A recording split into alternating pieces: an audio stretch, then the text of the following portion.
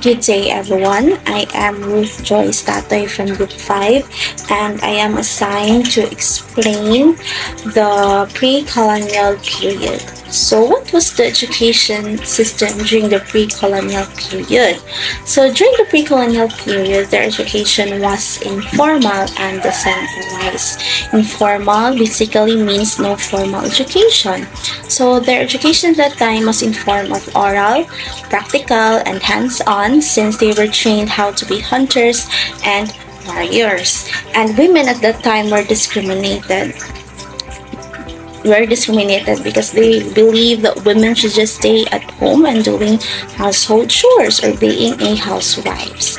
Now, female or mother educate their female children in housekeeping, weaving, and father educate their children or educate their male children in carpentering, shipbuilding, fishing, and other agriculture activities, and the skills are still vary in their location. So who are their teachers? So their teachers are their parents and tribal leaders as well. So there's what we call babaylan. It is a tribal leader, and the babaylan are spiritual leaders or healers. And baybayin is their ancient writing system. And some parts guys, that some parts in Mindoro and Palawan are still using the ancient writing system called Baybayin.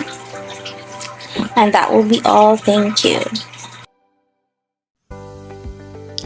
The next is the education during Spanish era. So in this era, their education was already formal and being organized, and their education is religion-oriented, but there are bias in terms of their education because they separate boys and girls, and they only accommodate well-off family during this era. So to the normal people or not a well-off family will not go to school, or they cannot go to school. So that is all about the education during the Spanish era. So the next is the Educational Decree of 1863. So in this law, they provided the Filipinos a complete system of education from elementary to college level, and still their curriculum is a religion-oriented or a religion core, but their curriculum included the other subjects like reading, writing, arithmetic, Spanish language, and more. So in this era, the attendance is being compulsory between the ages of 7 and 12. And during this era, the boys or the work for boys is agriculture, and for the girls is a needlework. So, good day everyone. So, the next is the Decree of Education in 1863. So, this Decree of Education established the first ever educational system in the Philippines. It is required the government to provide school institutions for boys and girls in every town. So, the synthesis of this is: first is both boys and girls given opportunity to study. The second one is develop fairness for rich and poor towards education in terms of socioeconomic status. The third is given potential to pursue education freely. And the fourth is founding a complete system of education in country comprising elementary, secondary, and college levels. And the last one is the establish of teacher training in institution.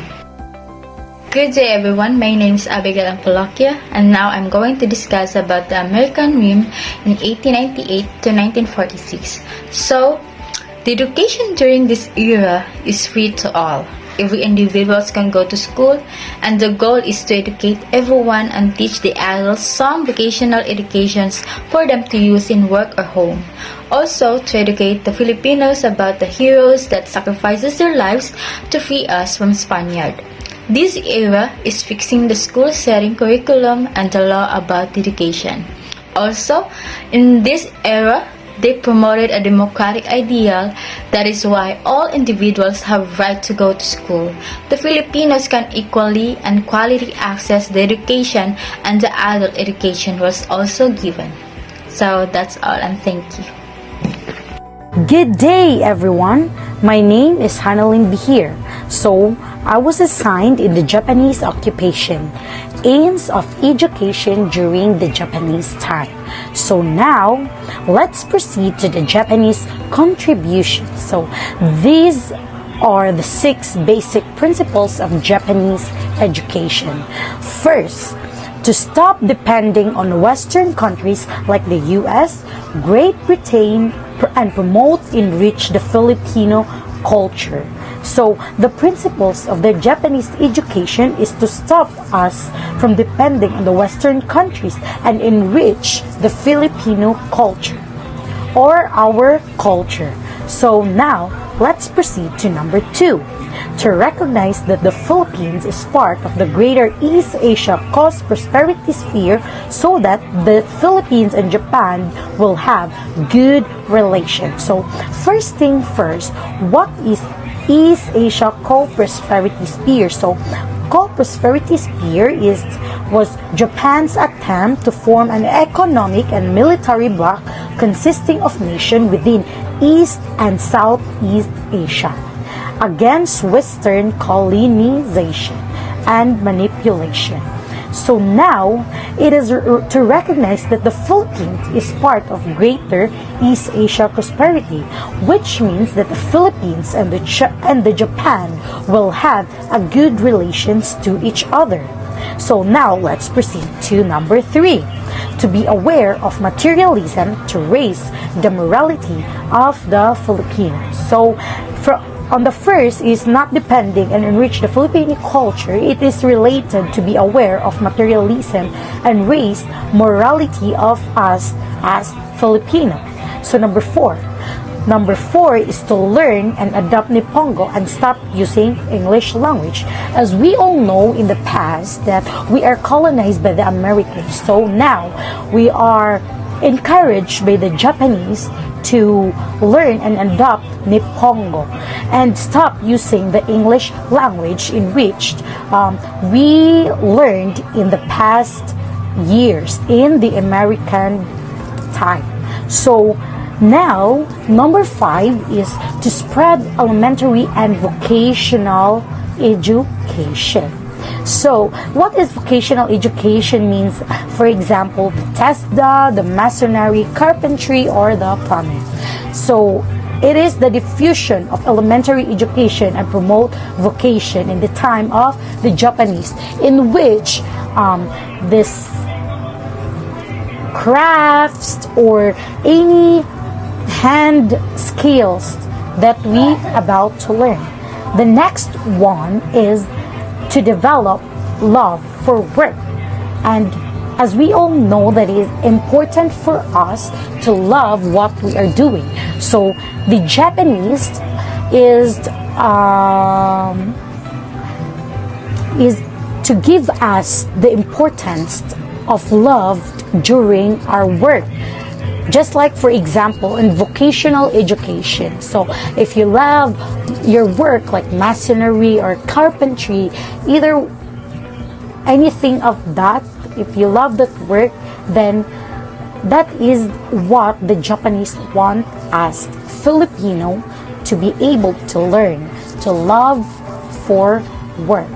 And that would be all, and thank you for listening. Bye!